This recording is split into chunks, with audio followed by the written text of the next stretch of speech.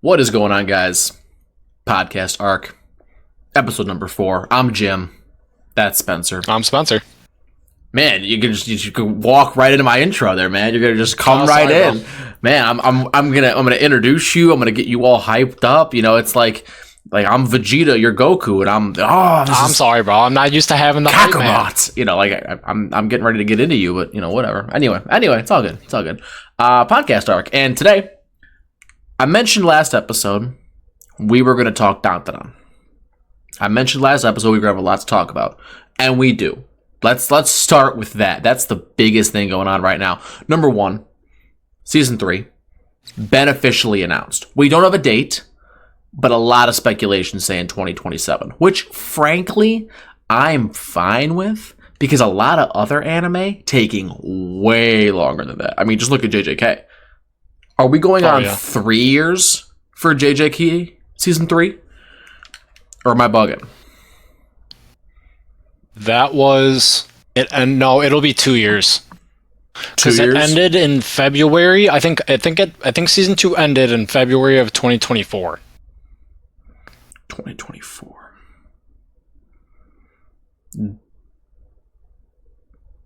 Yeah, you're about right. It started airing July of 20. What? That can't be right. July of 23? Oh, I was wrong. Yeah, it ended December 2023. Yeah. So, I mean, it's not going to be totally 3. It's more like 2.5 because it'll be... It'll be because that's the end 2026 in the beginning of the year. But still, that's a damn long time. Now, Dandadan could be that long. Oh, that's a massive time gap. So, Dandadan could be that long, I suppose. Like, if you really think about like how long it might theoretically take, because Science Saru has other projects they're kind of working on now. But man, like I'm okay with it if they keep delivering this level of quality. It's why I'm okay with it with JJK, frankly, because JJK keeps delivering spectacular level content. Same thing Youthful Table, same thing. Yeah, it keeps crushing. Like if your animation keeps crushing, I'm not gonna hold you to it. In the same way that don't change it, just keep doing what you're doing. Yeah. In the same way that like I'm not even that interested in Sakamoto Days because every time I look at like clips of it, I'm like, well, this is pretty mediocre animation, to tell you the truth. Like that's kind of where I'm at with that, where I'm like, well, this is just kind of mid-looking. As somebody that watched about half of season 1, there's some really good animation choreography stuff. Yeah, it's more choreography and not like full throttle animation. And I actually watched like a deep dive on the big differences between them. Mm-hmm. And yeah, Sakamoto Days is much more like dialogue and kind of drama focused mixed in with the action instead of it being more of like a shonen. So I'll say that. Yeah. My like current list is now that Dandadan's kind of in the rearview mirror, we've kind of moved past Demon Slayer. Chainsaw Man I'll be fully caught up on. I'm going to finish Kaiju number 8 season 2, and then I'm probably going to finish Full Metal and then probably tackle Frieren. That's kind of what's on my list right now. I think is kind of where I'm going to go. Yeah, I got to finish Chainsaw for the Raise Arc movie, and then I plan on finishing My Hero after that to prepare myself for the final season. I haven't even thought about My Hero season 8 yet. Yeah, that's gonna be so good. That's gonna bang harder than. Yeah, you're fully caught up on that. Oh yeah, I'm manga caught up. I'm hoping because people keep saying like there's memes online where it's like Horikoshi is leaving $1 billion on the table, not doing a sequel, and I'm like that's probably accurate. Yeah, MHA is, in my opinion, it's a better. Oh, this is such a hot take. I don't care though. It's a better like Naruto in terms of like what it is as a shonen. It's a better Naruto. It's got a better story. It's got better characters. It's got better voice acting, better animation, better music. It's just a better Naruto. But I'll save that for a later bit. I feel like we just got totally distracted from Dandadan. Yeah. But I wanted to talk about Dandadan. What did you think of season 2? Let me get this out real fast. I liked it a lot. I personally think that it was just as good as season 1, but season 1, because it's what got me into Dandadan, has a certain like place in my heart in terms of like some of the moments in it. I don't think that season 2 was worse from like an actual content perspective, but season 1's always going to have a place for me where like I do think it's a little better, but that might be just the nostalgia of like getting into a new story to that degree. What are your thoughts on the season though? My overall thoughts on season 2 is that it's an amazing season. As a TV show, as an anime, it's a great season 2. There isn't really much more that I could have asked for. Story was great. The animation was great. The soundtrack was great. And I think the soundtrack is better in season 2 than season 1, in my opinion. Not just like the actual OST. I think the intro and outro are better too. Yeah. I know that's a hot take. I think the intro and outro are better in season 2. I think so too. Like having the intro and outro kind of like a overall kind of story through the lens, like actual first person point of view of Okarun and Momo. So much. I think it was an amazing idea. I love that intro so much. That is so well done. That is, and it was actually nice, amazing, because when we saw the Evil Eye arc in theaters, they didn't add that in. Oh yeah, that was a really pleasant surprise. Yeah. Yeah, so when we got to episode 4, when that aired, it was like, oh, I haven't seen this yet. Yeah. I think, too, with season 2, man, like, they are masters of pacing, in my opinion. Like, genuinely masters of pacing. There is not a whole lot of times, specifically with anime, where I go, look, one of the big strong suits of this story is the pacing. Like, that is rarely something I say. Even with something like My Hero, which, again, in my opinion, is one of the best pieces of anime of, I hate to say, like, of the 21st century. I'm referring to, like, the 2000s on. Because, like, it's hard for me to compare things from, like, the 90s and etc. In the modern era of anime, 2000s on, I think My Hero is a top 5 anime ever. That's a personal opinion, but that's what I believe. But still, it struggles from pacing issues sometimes, even with that said. Yeah. Dandadan doesn't have that. That is not an issue with Dandadan. It rivals Demon Slayer in terms of pacing. And I think Demon Slayer's pacing after season 1 is perfect. Like, legitimately perfect. No notes. Dandadan, I think, even from the jump, like, not even having that season 1 issue that Demon Slayer had, and I call it a season. It's not really a season with Demon Slayer. Demon Slayer starts off very traditionally anime, where it's like, when you look at Demon Slayer's episode count, it's like season 1, 24 episodes. Season 1 is a very, and then everything else is season. Like, yeah, everything else is like 12, 11, 10, 8, whatever it is. Dandadan, I feel like as anime has gotten more mainstream, they've taken the notes of like actual great high-end TV, your Game of Thrones is, your Breaking Bads, etc. And they're like, okay, the season's going to be 12 episodes. We're going to adapt this into actual seasons with an actual like number of episodes that's actually consumable for the average person. And I really appreciate that, especially with Dandadan, because they have these story beats where like you are able to embrace the story better. And I like how it layers itself in that way, where like it has amazing callbacks.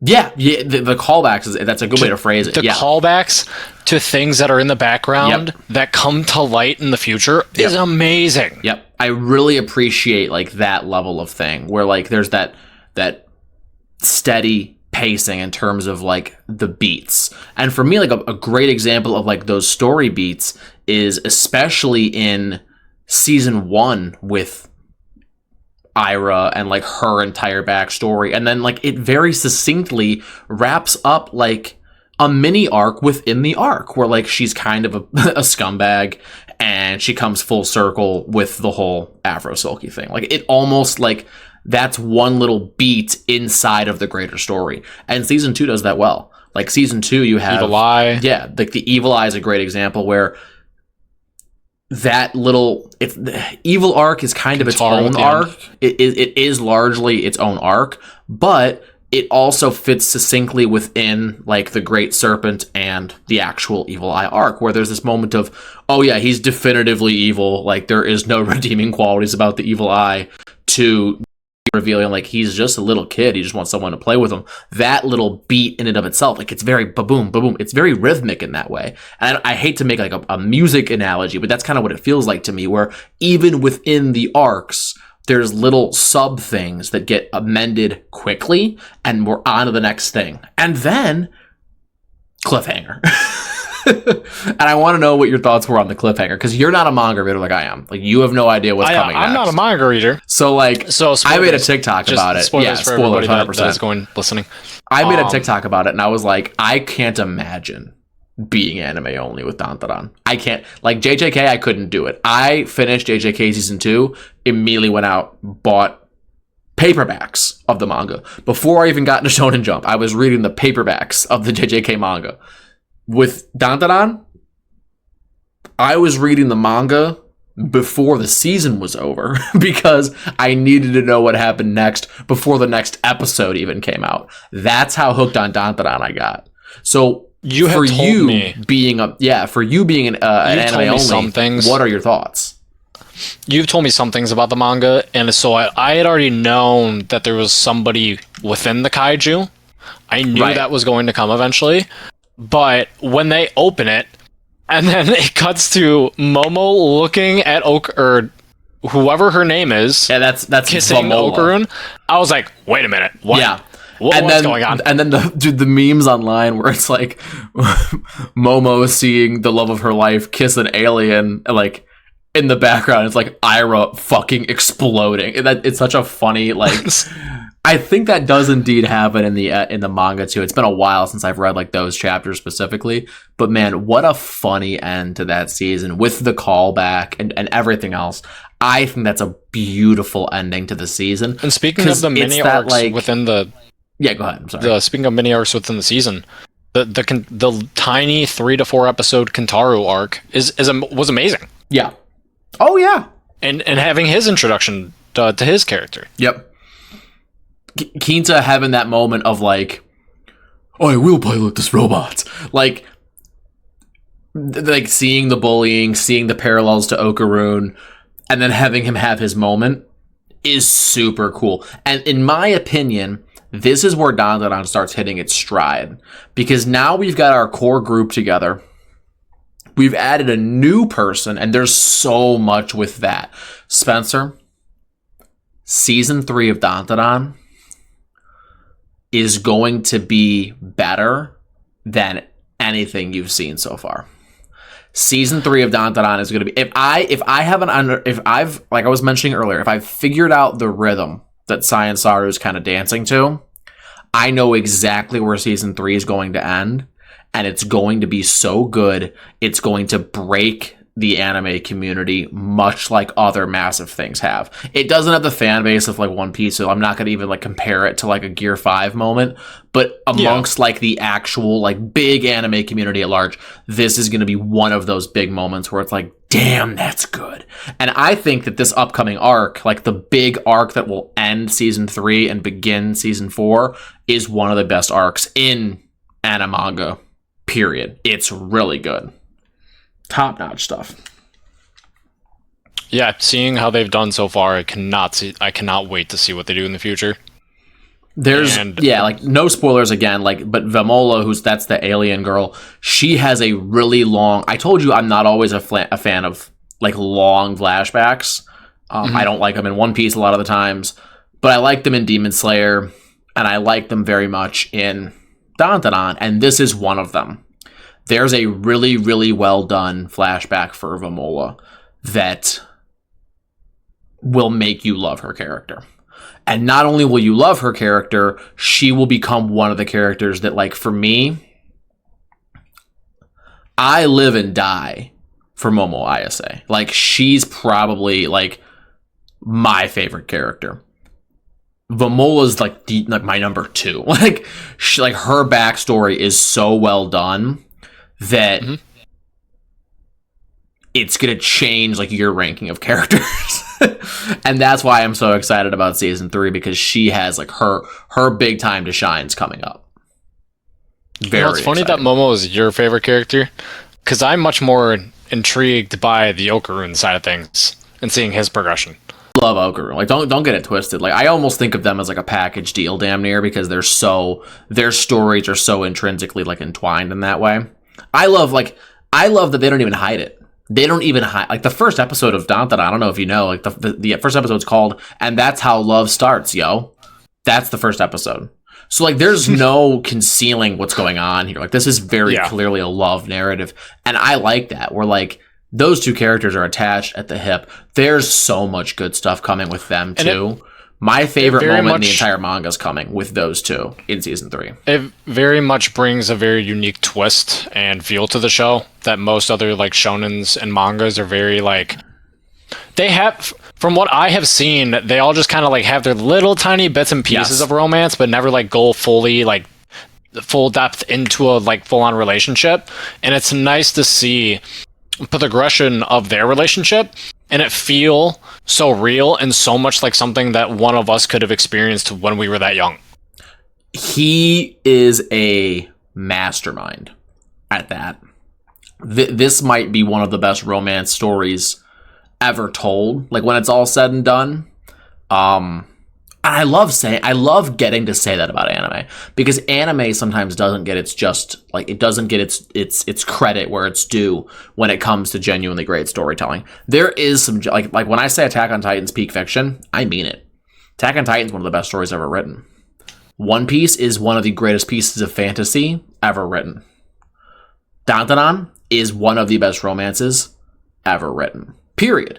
And I don't say that amongst anime. I don't say that amongst like graphic novels or manga, however you want to phrase it. I'm not saying it amongst that. I'm saying period. Like, it's gonna, for me, like, that's a Romeo and Juliet. That, I mean, it's literally one of those like pieces of love stories that like transcend. And there's other love stories within other pieces of content. Like Lord of the Rings is a great example, where like Aragorn and like his whole entire thing, it's all blended into the greater story. And that's a really beautiful thing. Like, that romance is very, very beautiful, in my opinion. And there's other things like that as well. Again, not just from an anime perspective, not just from like a graphic novel perspective, not just from like manga or just fiction in general. And like, when I say fiction, I mean like, and I shouldn't use the word fiction. I mean more so like modern American storytelling. Dandadan is one of those where when it's all said and done, when we put a big bow and we say like, oh yeah, like this is romance, this is going to be one of them. It's so good in that way. And that's why when I first put you onto it, I was like, throw what you know about manga and anime away. Like, take your Narutos, take your My Heroes, and I'm naming the ones that have relatively bad romance, where the mangaka can't ignore romance implicitly because it's a natural story beat. Yeah. But they also don't want it in their story, obviously, so they don't lean into it. Like, I told you straight up, I'm like, look, this is a romance anime where, like, it's like the Reese's commercial. Like, you spilled peanut butter in my chocolate. That's what happened. He was writing a romance. You spilled romance in my shonen. Not even. It's the other way around. You spilled shonen in my romance. You fucking spilled, what do they call Gundam? Is that mecha?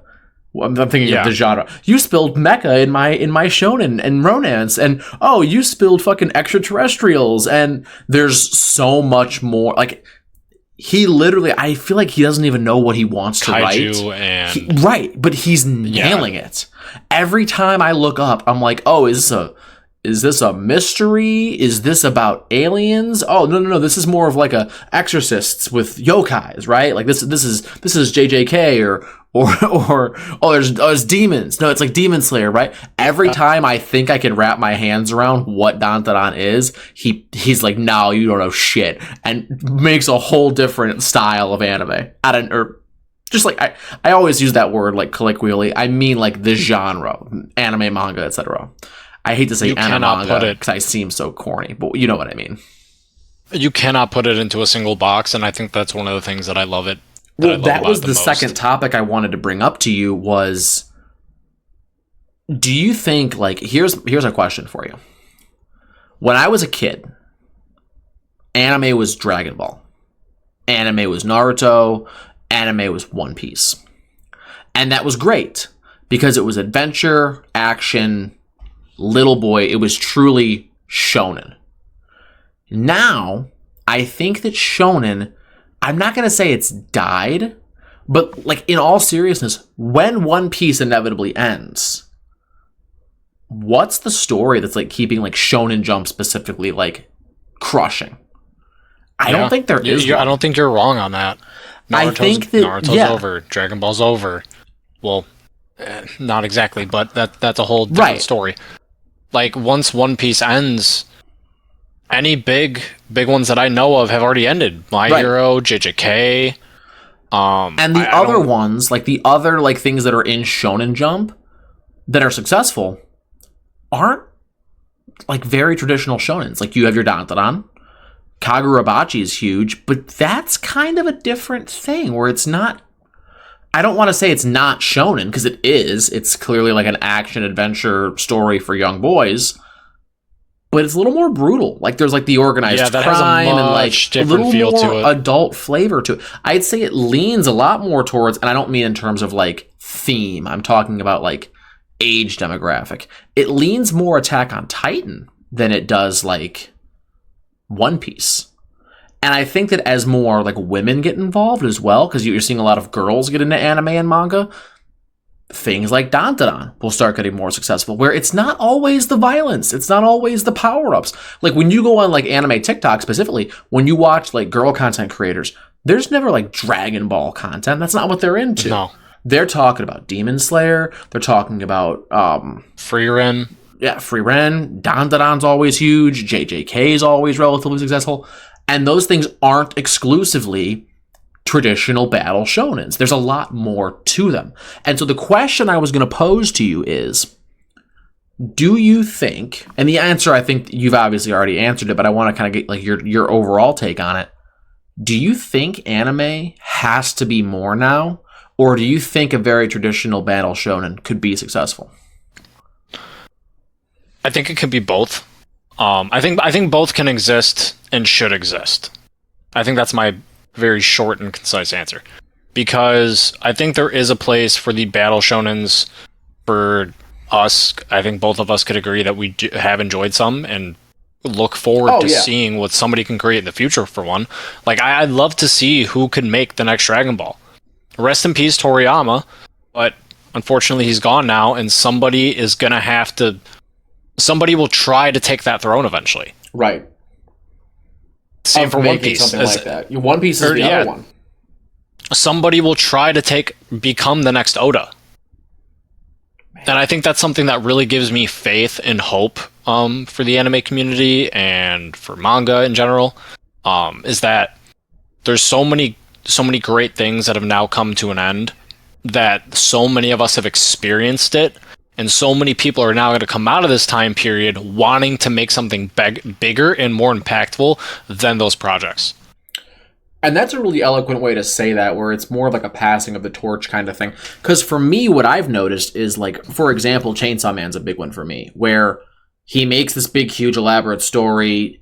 First arc, saga is more so what it is amazing. Like, that public safety, so good. You obviously are kind of manga caught up. I hate to say that phrasing, but you know what happens, I should say.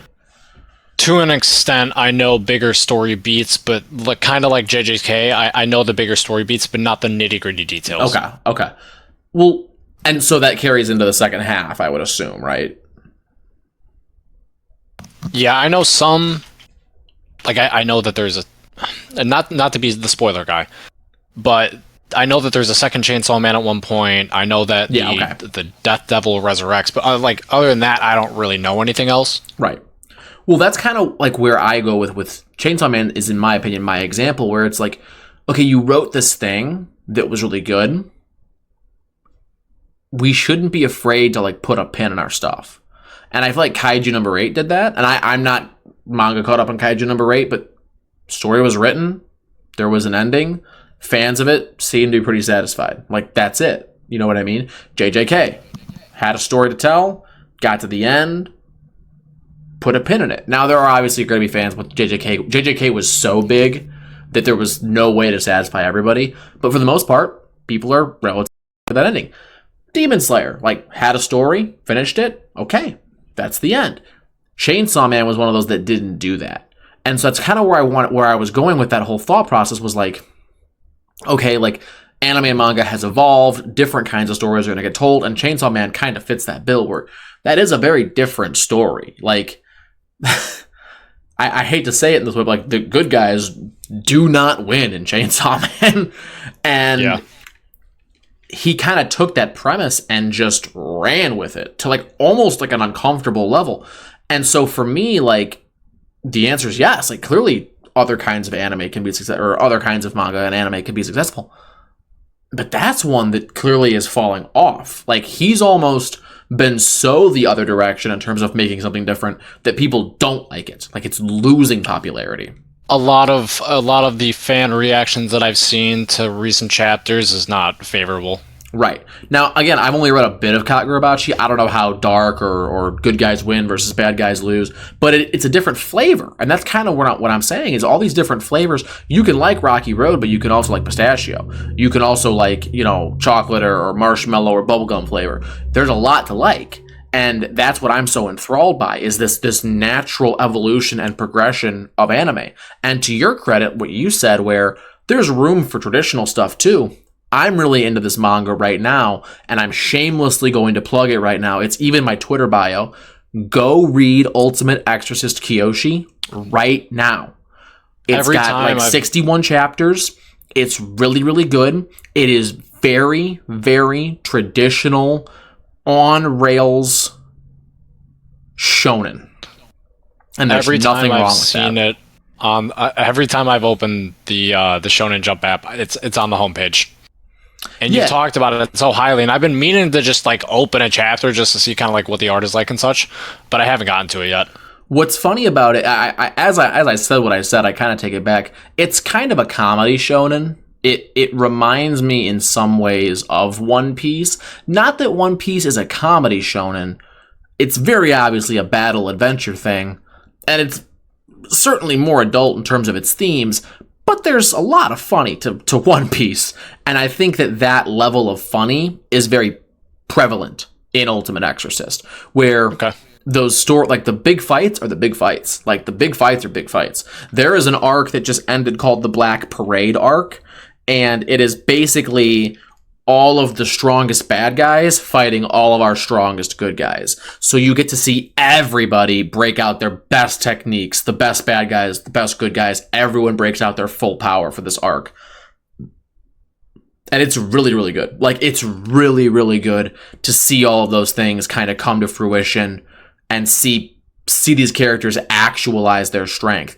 And then you get flashbacks, but they're quick, they're brief. He's really like, hey, look, there needs to be some context here. Here it is. Back to the fight. Like, he doesn't dilly-dally at all. And I really like that. Like, he's just getting after it very quickly. I might be wrong on this, but I'm fairly confident he might have been an assistant at one point on One Piece. I'll have to double check that, and I'll put it in the description. I think he was an assistant on One Piece at one point. But it's good, man. Like, it's very funny. It's got a lot of heart, but it's also like, again, like, it's throwing hands constantly. The power system's interesting. It's not hard to understand, and that's mostly because it doesn't have hard and fast rules. Like, it's not like JJK where it's like, to do a domain, you need these kind of criteria, and this needs to be established. And his domain basically is a pachinko machine. It's not like that, where there is no explanation. JJK is the anime that I've seen with the most amount of rules ever. Yeah, it's not like that, but it's also not Dragon Ball, where it's like, yeah, Goku learned to teleport. Fuck you. Like it's also not that. Off-screen major developments. Yes. It's very much like the characters have relatively established power levels. Those power levels are based on, it's called precept power, and that's your chakra, your cursed energy, your whatever, your ki. It's your precept power, and you channel your precept power into exorcism techniques. And those exorcism techniques are either like or offensive, or they're seals, or they're barriers, or they're healing. And they're really cool. Like, there's one character who his ability is he has like a I don't know if it's a demon. He has like a buddy who's clearly not human. But I can't think of if he's a demon or if he's some other thing. But basically, he rolls dice, and whatever the roll is, how high it is the level of power of weapon he gets. And the buddy turns into that weapon. That's actually really cool. He's like a gambler, and like it's not like Hikari, where he always hits. Sometimes he rolls light, and it's like, oh, now you gotta fight with less. No. You gotta fight with a weaker weapon now, buddy. And he does. Like, he just gets after it. And he's like one of the sensei characters, so it's just really cool. Like, rolling the dice. Like, this is the super powerful bad guy, or the super powerful like badass guy gets a low roll, and he's like, we're gonna have to just figure it out. And then he gets into it, and it's really good. Like I'm really enjoying it. It's hovering, like, it's below Kagurabachi, it's below like Ichi the Witch, like it's in like the lower half of Shonen's rankings, but it's hanging in there. Like, it's at 60 chapters, and like around 60 is normally where like animes start getting make or break. Yeah, and I'm kind of like, man, like if that gets an anime adaptation, I get to be like, yep. Day one Kyoshi, bro. Day one. I read the first chapter. Day one fan. Read the first chapter. Like, day one that shit came out. And I've tried other like day one things. Like, there's a little bit of pride that I take, and like, yeah, I was there from the jump. Like, I always knew this was good. Yeah. And I kind of am always looking for the next one. That's how I am with Dandadan as the anime now. I tried the guy that wrote 2, I've recommended it to people. Oh yeah, Dandadan's another one for me where I'm like, oh yeah, I was like a very early adopter for Dandadan. I think I got on Dandadan, man, chapter 120, something like that. I was not super deep. I'm gonna double check like right now. It was not super deep when I picked it up, but I was like anime episode like number 2. Like, I was very, very early into the anime. Oh, I was way sooner than episode 120, excuse me. I might have been in like the single digits now that I'm looking at it. Not single digits, but like double digits. Yeah, definitively. Still I was early stages. I was in like the 80s, 70s or so when I picked up Dandadan. So like, yeah, like kind of similar to where I am now with Ultimate Exorcist, where I'm like, yeah, like 60, 70, 80 chapters or so. That's where I was with Dandadan. So that's another one that I take a huge amount of pride in. But I picked up the guy that wrote, I want to say Dr. Stone. That's what it's called, right? I also hear that's very good. He wrote Dr. Stone. He wrote another thing called Martial King that I tried picking up. And that shit just pissed me off. Because, like, why? 22 chapters. Did this get canceled? No, it's still actively coming out. Yeah, it's Dr. Stone. I dropped it because, like, he had a really unique idea. Like, this is not a, like, it's Martial King, so it's like the Wild West. And it's like apocalyptic Wild West, which, again, not a region that's even explored too much in like Western media. Like, this is like the Wild West, but also like kind of dystopian Wild West. And he had this cool place, he had this cool idea, he had this cool character, and he had this cool, I don't want to say power system because it's not a power system, but the revolvers they use are like mega powerful. Like the Martial King revolver, which is like the I forget what it's called. It's basically like the mega revolver or whatever, is powerful enough to like destroy countries. Like, it's a tactical nuke essentially. Like, that's the power level we're talking about. And that's a super Have you ever heard of cool Trigun? Idea. Yeah. Yeah, this kind of reminds me of Trigun up until this point, where the gun is basically nuke level, and that is completely different. It's like, I don't know if nuke level is like accurate, but it's very, very, like, it's not like one person can be killed. It's like an army could get killed. Like, it's a very powerful weapon. It also takes years off your life when you use it. Like, it's that powerful. And again, like, super cool premise, but like, pacing was awful. Like, the main character is this, like, definitively better than everybody else character. And that's kind of the thing with Kyoshi, too. Kyoshi is stronger than everybody. But he's like, there's other things that cause problems with that. That is not a problem with fucking Marshall King. Marshall King, he's so tough that off the rip, it's like, what is he even doing here? Like, this is dumb. And then, like, other, like, the badass characters of the verse have to, like, bow down to him, like, very early. And I don't love that. I didn't like that with fucking Solo Leveling, where I'm like, okay, like, there needs to be conflict here, though. And there isn't.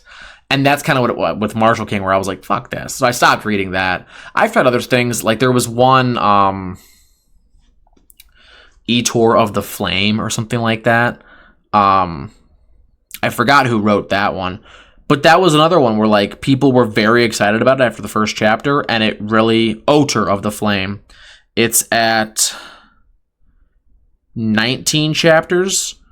But it seems to be falling off. Like, it's lost a lot of its hype.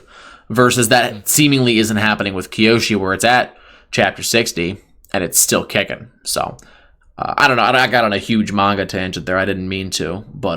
No, you're all good.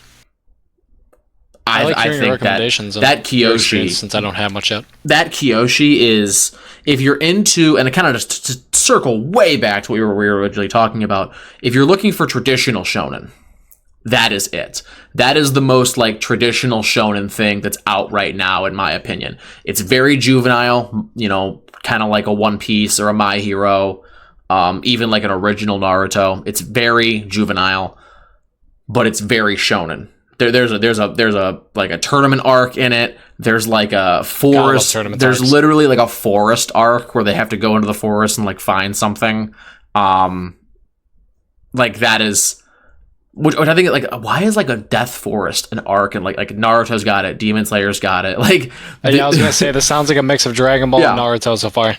It's very, very good in that way. Like, there's a tournament arc, and then there's this big fight arc, and now everybody, like, when that Black Parade arc ended, everyone was like, is this going to be, like, the end of the manga? Like, is this going to kind of be, like, a very quick, like, 50-chapter thing? Nah, he's queued up the next arc, and they're doing exactly what I wanted them to, and I'm very excited. So if you're out there right now, if you're into manga, if you got a Shonen Jump subscription, it's $2.99 a month, get yourself onto the train of Ultimate Exorcist. It's 60 chapters. You can be caught up in, like, 2 or 3 days. Like, caught up completely. Really, really good. Really, really funny. Lots of great fights. Lots of great powers. The one kid has, like, a holy water gun. Like, he's a water kind of style user, but it's holy water. So it, like, burns demons and stuff. And then, like, sometimes he freezes the water. It's super cool. Get into it. When the when the anime comes out eventually, which is going to soon, that's going to be great, in my opinion. I'm going to cosplay that guy. I think next year, when we do Asen, that's who I'll cosplay, is Kyoshi. Super cool. Super, super cool. But imagine if, like, a studio like Ufotable was like, nah, we want this, but, like, we can't do it until the end of Demon Slayer. That would be super sick. Like, I'd be super down for that. Because the fights, again, like, they deserve that level of hype, because there are some really cool, like, the manga choreography isn't great, and I can tell, like, just looking at it, like, okay, like, he's got a good, like, mental vision of what this fight's supposed to look like, but it's a little, like, the fighting's a little simple sometimes. Now, the panels look great. Like, he's certainly not, like, Tatsu. Like, he's not, who writes Chainsaw Man? Help me. Tatsu's Dandadan, whatever. Fujimoto? Yeah, Fujimoto. Fujimoto is Chainsaw Man. He's not Fujimoto. He's not Tatsu. He's not the One Punch Man guy. He's not that.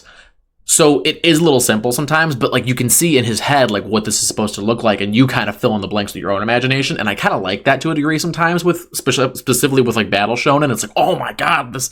And I think that an animation studio could take that feeling and expand upon that.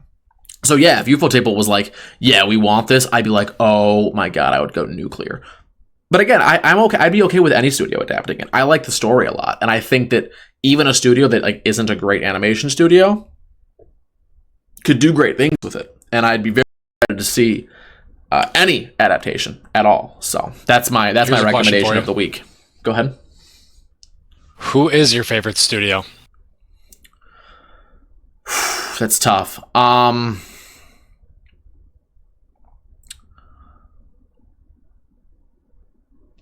Who? I feel like it's got to be Bones. It's got to be Bones, I think. What's yours? Like, if you have one in mind, go ahead and let me know. I'm thinking who might upset Bones. And I don't think there is one. I'm a big Mappa person. I know you are, but I think it's Bones has so many bangers. And I know Mappa does too. Oh, they do the One Piece. Okay. Oh, no, they don't. No, Bones doesn't do One Piece. That's Toei. But I mean, Bones does Full Metal Alchemist. Bones does My Hero. Bones does there was another one that the beginning of Attack on Titan is Bones, I believe, is it not? The beginning of Attack on Titan is Mappa. Isn't My Hero split though? Doesn't another studio like start it and Mappa finishes? Or am I bugging? No. It's not My Hero, it's something else. I'm gonna Google. No, this. Mappa did the first season of AOT. It's Wit Studio. Wit animated the first 3 seasons of Attack on Titan, while Mappa animated the 4th and final season. It is but it's not Bones, it's Wit. In any event, Bones does 2 of my favorite animes ever: My Hero Academia and Full Metal Alchemist Brotherhood. So for me, I think it's got to be Bones. Mappa's got to be a close second with all of the stuff that they've done. Trying to think. Bones did Cowboy Bebop. Yeah. And Toei's great too. Oh, Bebop, dude. Bebop is so good. Bebop is a fun one. Like if you're kind of an unk to a small degree, I think any you could still watch it. Needs to watch Bebop. Yeah. I don't even care if you like anime. It is a great sci-fi show. It's not at all like some of like the negative anime connotations, like the corniness that sometimes come through that sometimes bother me, depending on the fan service, depending on the story. I'm okay with fan service. Like I'll say that. Like I'm okay with anime titties. I'll just come right out and say it. What I'm not okay with is like the corniness that sometimes comes with that. That's what I'm not okay with. Like the one that obviously jumps out at me is Fire Force. Like we've all seen the clips of Fire Force where it's like, why is this happening? Why is this character falling ass backwards into the situation where it's like, oh, all of her clothes fell off. What the heck? Versus like the just the raw fan service, like, yeah, this character is like scantily clad. That's not a bad thing inherently. It's when it's like ham-fistedly shoved into the narrative where it's like, come on, if you're gonna do it, just do it. Like don't try to hide that you're doing this. That's what I don't like. But like Cowboy Bebop, yeah, again, like there is no Cowboy Bebop's got fan service. There's a scene where fucking Faye Valentine's oiling herself up on like the deck of the Bebop. Like let's not pretend. I think that's like episode 3 too. Yeah, let's not pretend that Bebop's like a pure like, you know, whatever. It's really good though, and I think that like if you're into, you're right, sci-fi excluding anime, it's certainly something you could watch. It's almost Firefly adjacent, like. It's Space Cowboy. You know, I don't know why I was gonna say it's like it's Western space. It's see you, Space Cowboy. It's literally like with the tagline of the show. Really good. Yeah. I mean, that's another one. Yeah. Again, Bones, I think, has just got to be hands down for me. Like Full Metal Alchemist Brotherhood and My Hero alone bring it home. There's not. Let's see. Let's see how well this Chainsaw Man movie does. I'm willing to see it through. Like, I have no... Again, I love the public safety arc. If they just end it after that, it'll be a top 5 anime all time, in my opinion, with how good public safety is. With MAPPA doing its thing. Like, it'll be dominant in that way. What sucks about Chainsaw Man is again, I haven't stopped reading it, but like, where are we going? not what it used to be. It's like I'm literally. It feels like I'm in the passenger seat of a car, and someone's taking me into a bad neighborhood.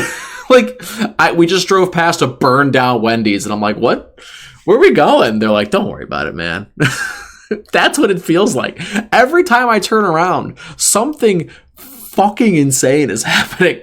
Like, so little kids are dying. The entire world is like being nuked. Like, he's jerking off in the nurse's office. Like, it's an insane story that he's telling here. And I'm getting to a point where I'm like, okay, where are we going? Like, what? Yeah. What's the end game here? With public safety, at least it was like, again, spoilers for Chainsaw Man. It's like, okay, like the Makima thing is a problem. With this other thing, it's like, I don't know. Are they all evil? Are all of the demons bad? How do we resolve this problem? Like, he's clearly too dumb to solve this on his own. He's going to keep getting manipulated. It's not like JJK even, where it's like, yeah, like, we're going to go fight Sukuna. Well, that can only last so long. Like, it's not going to be 200 chapters. It's going to end soon. Yeah. That's not what Chainsaw Man is. Like, what's he gonna do? Just eat all the devils? Well, now what? Now no one can die? No one, there's no war, there's no famine, there's no darkness. It's that true essence of like, well, without dark, there's no light. Without death, there's no life. Like, it would literally bastardize the whole story. So I'm trusting the vision because I keep reading it, but I'm like, where is this going? Like, what are we doing? What is the end game here, my brother? You know, the funny thing is that is how I feel about Dandadan, but in a good way. Yes, you actually nailed that. And maybe that's me being a hypocrite, but you're absolutely right. That is how I feel about Dandadan. But I'm loving it. Because with Dandadan, that is a thing where it's like, where are we going? But we're driving into that bad neighborhood. But on the horizon, I can see it's all. Here's the analogy. We're driving to that bad neighborhood. I'm like, where are we going? But I can see the destination on the GPS on the dashboard. That's what Dandadan is. I can see what the idea is. I think I know who the big bad is. And that's tantalizing to me.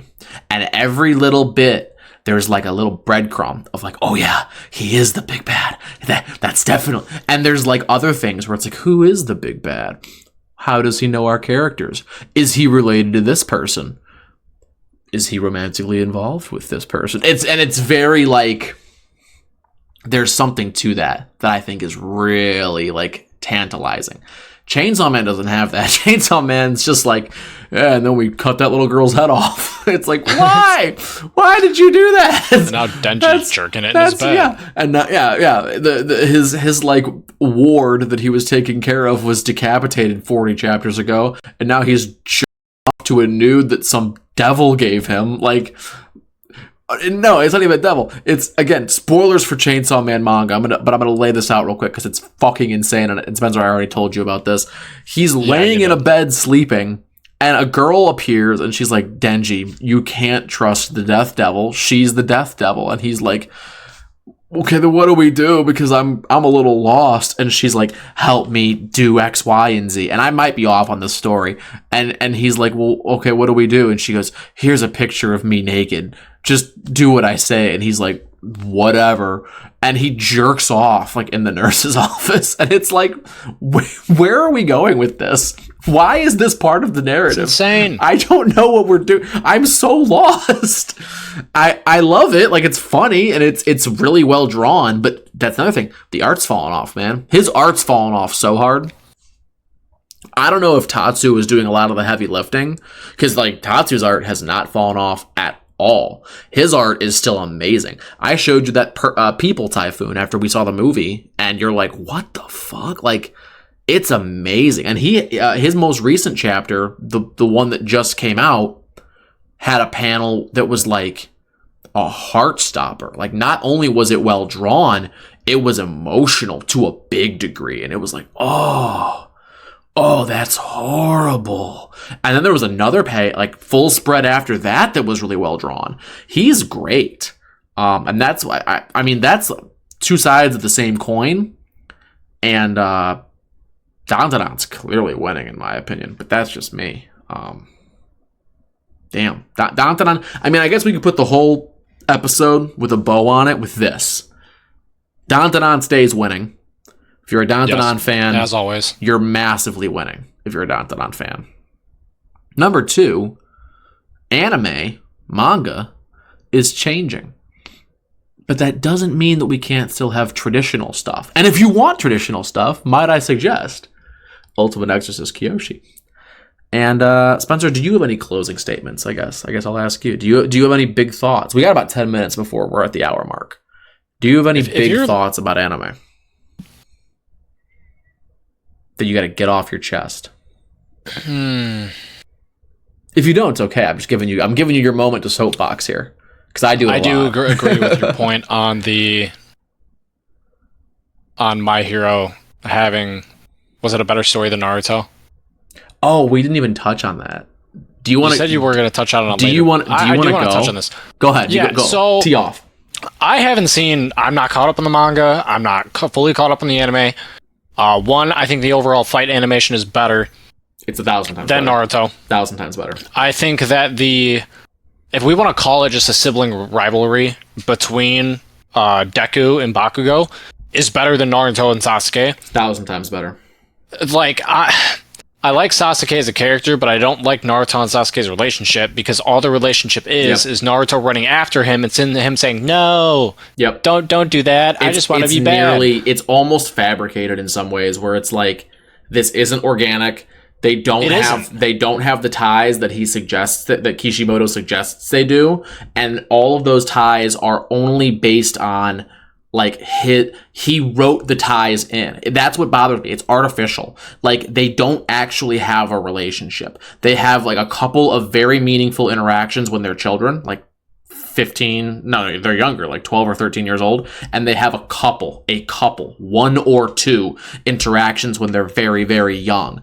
Interactions that are no more than passing glances. Like I have significantly deeper bonds with like the neighbor kids in my neighborhood growing up that I haven't spoken to in years than Naruto and Sasuke do prior to the beginning of the actual Naruto manga. And then even in the manga, they have like 3 big moments. Not even. Like they have the Naruto bridge. I'm trying to remember. Like, is that really it? Well, are we talking Shippuden, or are we talking the OG? Original Naruto, like how they get to the point of being these like brothers? There's the Naruto bridge.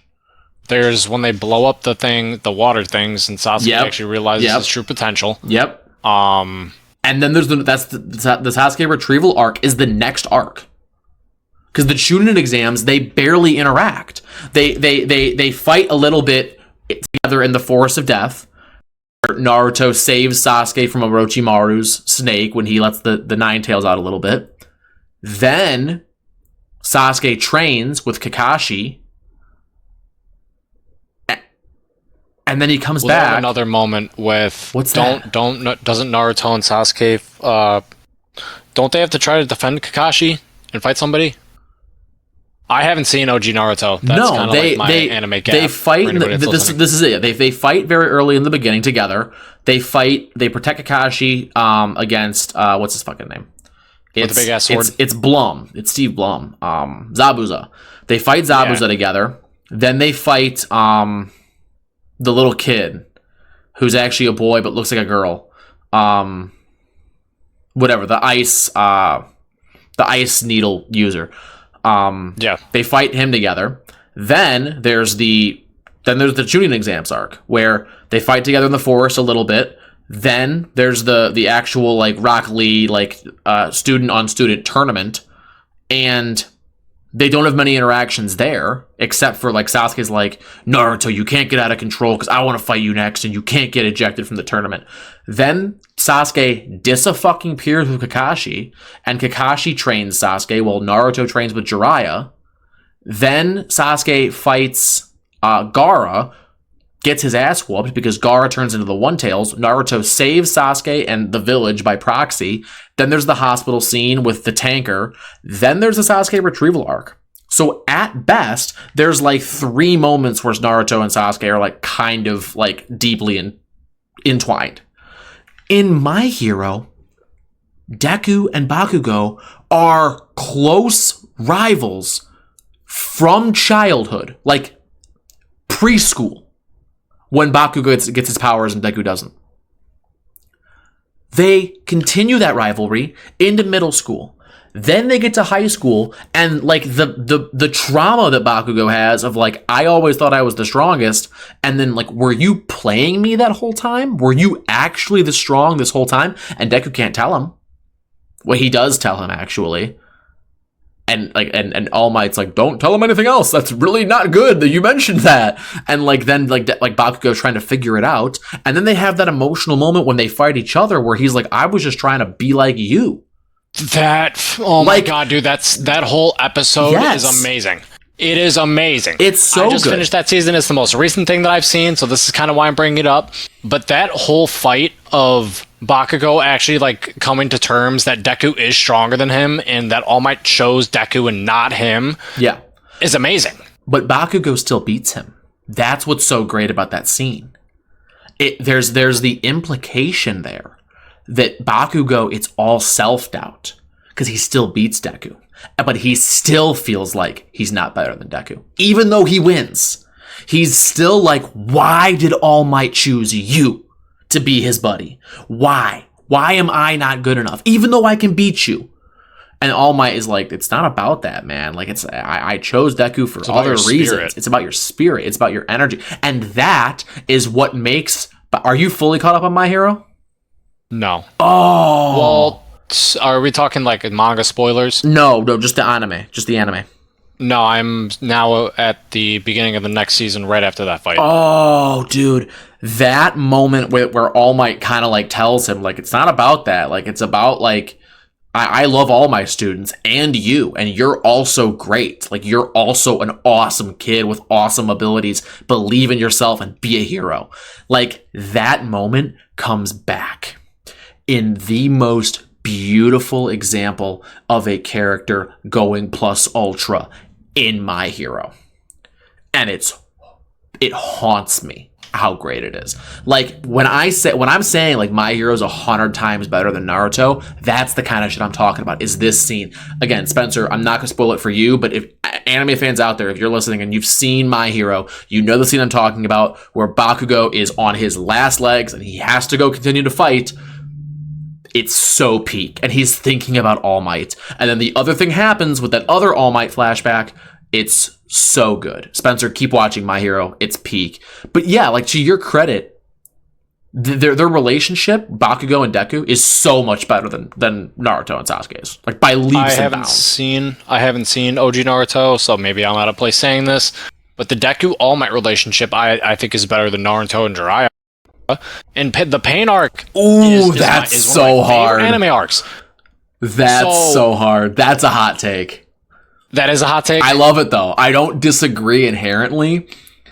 Man, that's hard for me to say yes or no to though. Jiraiya and Naruto is a really good relationship. But All Might and Deku, there's the admiration that Deku has for All Might that for me, like, I get emotional. Like, when I still, to this day, I can't watch that fight where Deku's like, he's giving it his all, even though he's injured. Like, and those aren't just random punches either. They're targeted. And every single one of them's more than 100% of his power. Like, that moment where he's, like, shocked at how powerful All Might still is. And All Might's like, so you were made to fight me, big guy. Like, that, to me, is better than any moment with Naruto and Jiraiya. Like, that moment of like Midoriya realizing just how powerful All Might is, even though he's weakened, and him kind of showing the kids, you've heard these words before, but let me show you what they really mean. And like, it's that first, like, now we know, us, the audience, like, oh, that's plus ultra. Like, that to me is, I think you might be right. The more I'm I'm selling myself, like I'm selling myself a car right now. I think you're right. I think I do like Deku and All Might better than Naruto and Jiraiya, which is blasphemy in the anime community, but I think you're right. I think that My Hero has a better overall cast. That is undoubtable. If there's two animes that made me love an entire cast and not just the MC, it's JJK and My Hero. JJK is a hot take because there's not a whole lot of other. I mean, the manga has them. Like, the manga gets better in terms of the other characters, but the first 2 seasons doesn't have that. I like Toto. I like Yuji. I like Megami. I like Gojo. Toto bangs. Toto's one of my favorite characters ever. What kind of women are you into? I like Noburo to an extent. And I had mixed feelings on Noburo as a character because I don't think that they gave her much to work with, but this is off topic. But yeah, My Hero's hang on. I think. What are you saying? I'm having I'm having a Tupperware moment right now. What did you say her name was? Noburo. One more time. Say it slow. Noburo. Wrong. What is it? I think it's now you've got me saying it wrong. Nobara. Now I have to look this up. I'm like, you said it so wrong so many times. It's like when you say a word over and over, it loses its meaning. I think it's Nobara is her name. Yeah, it's Nobara. Yeah, I think it's Nobara. Nobara. Yeah, she is great, and she's great. Like, but that's his problem, right? Is he has all these great characters and barely uses them until the end game, like the last 25 chapters. like he doesn't really use his characters that well. But no, I would agree with you. Naruto has good characters and doesn't fucking use them. Like, it suffers from Dragon Ball syndrome. And I've described Dragon Ball syndrome before, but I don't know if I've ever done it on the podcast. And we're over time, but who cares? This will be a long one. This will be good. Who cares? We can go as long as we need. Like, Dragon Ball syndrome is this nature where we start with all of our characters being very level. Tien, Piccolo, and not level. Piccolo is one of the strongest characters in the verse very early on. Tien is very, very strong early on. Yamcha, relatively strong. Goku, super strong. Like, all of these characters are very, very level. Then, out of fucking nowhere, Goku, like, in the first arc, reaches a level of power that the other characters cannot hope to reach. Like, excluding Piccolo, is the only other character that can come close to the Saiyans. And by the time the first arc is over, that's gone too. Like, Piccolo is nowhere. By the first arc, I mean by the time, like, the Saiyan saga, the first big arc is over, he's weaker than the Saiyans are by a considerable margin. And by the time that the Buu arc is over, no one is even close to Goku and Vegeta. Like, that's how that power scaling just explodes. That is exactly how Naruto gets. Yes, nobody can touch exactly what Naruto I was and Sasuke yes. by the end of Shippuden. It suffers from that so badly, where it's like, okay, and it's even worse in Naruto, because Naruto and Sasuke are, like, very scalable to, like, Killer Bee, what's his name, Snake guy, Orochimaru, yeah, like, Jiraiya, Pain, like, all of these like mid-game characters are very scalable to Naruto and Sasuke.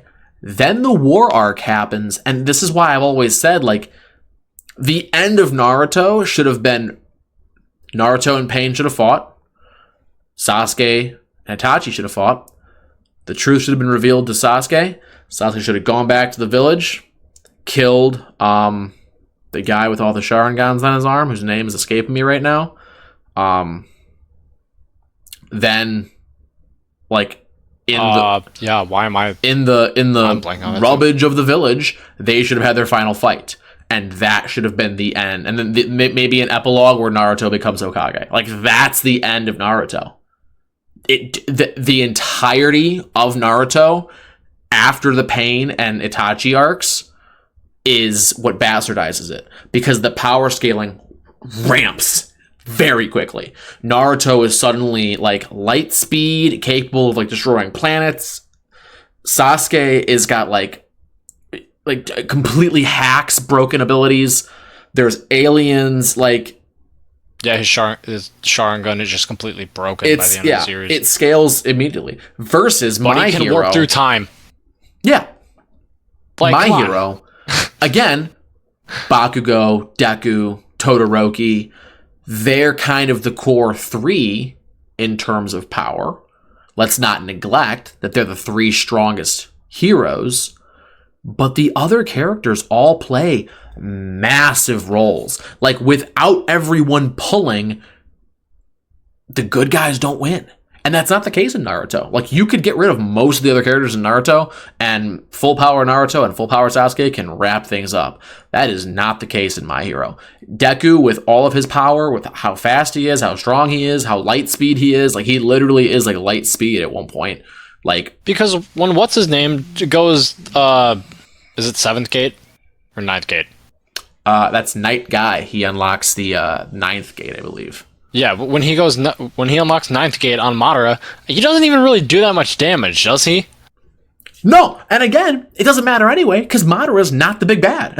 like it bastardizes the entire thing. They literally at the last minute were like, this was never the problem to begin with. Like because again, let's say Madara does achieve his evil plan. Like, he does beat Naruto and Sasuke. It doesn't fucking matter anyway, because Kaguya is coming. Like, it's irrelevant. The entirety of the war arc is irrelevant. The entirety of the war arc is undermined by the existence of Kaguya. It's the equivalent of if right after the Demon Slayer Corps, like, hypothetically, it'd be like if the Demon Slayer Corps beat Muzan, and like immediately after beating Muzan, they were like, yeah, but Muzan's dad's coming. Like, what? That's all that... Muzan's actually upper 0. And he's a fucking There's alien. one more demon that needs to be killed. Like, that ruins the story because none of the other stuff mattered now. And then like the whole space route with everything coming from like some moon and it's brutal, man. It's genuinely brutal. I really like My Hero, just because of how good its ending is. Again, I won't spoil things for you because there are some great moments coming. One of my favorite moments, again, that makes me tear up every time I watch it, is a character from early in the show comes back and helps where he wasn't able to help before. And it's so good. It's like, man, he's a genius in terms of like making characters important and everyone being a hero. And that tagline at the end, this is the story of how we all became the greatest heroes. That's what it's all about, man. It is genuinely really, really good. The characters are good. I mean, like, everyone's relevant. Even like Monoma. You know who Monoma is, right, Spencer?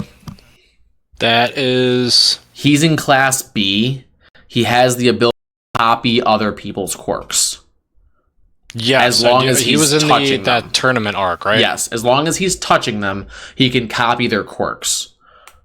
He's one of the top 2 most important characters in the end game. Like, it's massively important what he brings to the table. So that's what I'm saying, is like, even characters like that where it's like, who's this B team character? Literally the B team. It's literally class B. This B team character is instrumental to the final battle. So we can end there because we're definitively past time, and now we're just rambling about My Hero's greatness. I'll say this. Look, I'll end with one quick recap because, Spencer, thank you for bringing up the My Hero thing again, because it was a lot of good content there. I think it's underrated. I don't think people give it enough credit. I'll end with, that was a great soapbox. I'm going to ask you for a Spencer soapbox at the end of every episode, and that'll be how we get our last little bit of content, is I'll let you come up with a take, and the take that you just came up with, I know that I kind of prompted you with it earlier in the episode with like, My Hero's better than Naruto, but that was a great one, so kudos to you for that. But the banner here is, if you're a Dandadan fan, you're winning massively. Anime and manga have changed. It's not just about shonen. But if you want it, it's still out there. And if you want it, go read Ultimate Exorcist Kyoshi so it gets its anime faster. And 3, the hot take, the Spencer Soapbox of the week, My Hero Academia is better than Naruto. So that's the podcast art, guys. Episode number 4. If you like this kind of content, if you like the podcast, please subscribe. We're trying to grow this thing to a point where we have a studio with cameras and multiple mics, and we can have a background with all kinds of Funko Pops and anime posters and all kinds of cool stuff, so we can actually be a legitimate podcast. We don't have to do it on Discord anymore. And to do that, we need your help. We need people to watch it. We need a reason to invest into this podcast. We really appreciate everybody that watched the last episode. It got way more views than I would have possibly anticipated. Compared to the first 2. So again, thank you for that. And check us out on all the platforms, YouTube here specifically. My TikTok is the other place where I do a ton of TikTok content. It's JimCredible14, just like the YouTube channel. Check that out. I do a lot of like silly TikTok stuff. And Spencer, we got to get you on more social medias because we need more people to see a route to our content. If someone stumbles upon one of your TikToks, there should be a route to the podcast here on YouTube. Just like my TikTok, like there's a link to the thing, and every time that I talk about one of my hot takes on anime, I go, check out the podcast arc, and then, it's link in bio. It's right there. So anyway, guys, podcast arc episode 4. Thank you for watching. Peace. Peace.